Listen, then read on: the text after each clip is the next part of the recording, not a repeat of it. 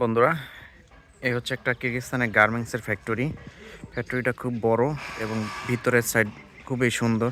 এখানে বাংলাদেশি আর কিরা সেলাইয়ের কাজ করে থাকে। আর এটা হচ্ছে ফ্যাক্টরির সামনের সাইড। মানে সুন্দরই। এখানে হয়তো শীতের কারণে হয়তো বেশ একটা ভালো দেখা যাচ্ছে না, আর কি পানি পানি পড়ে আছে, বরফ গলে। সব কিছু দেখতে সুন্দরই। এখানে আর কি ফল গাছ লাগানো থাকে, আবার ফুল দিয়ে ভরা থাকে। এখন তো শীতের সময় এগুলো আর কি হয় না, দেখতে খুবই সুন্দর।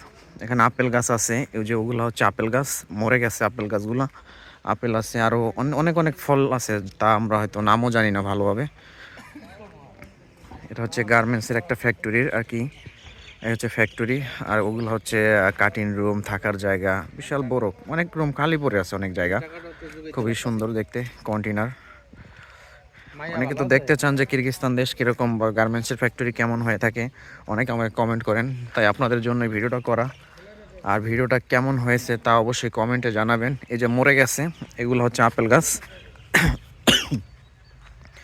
এটা হচ্ছে আস্তে আস্তে আর কি আপেল, এখন আর কি সময় শেষ, সিজন শেষ তো, এই কারণে হয় না, হয়তো সামনে আবার হবে।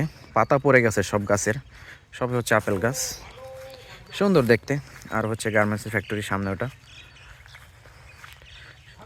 যাক বন্ধুরা, ভালো লাগলে অবশ্যই শেয়ার করে দেবেন, আর লাইক কমেন্ট করে দেবেন। ইউটিউব থেকে দেখলে সাবস্ক্রাইব করে দেবেন। ধন্যবাদ, ভালো থাকবেন।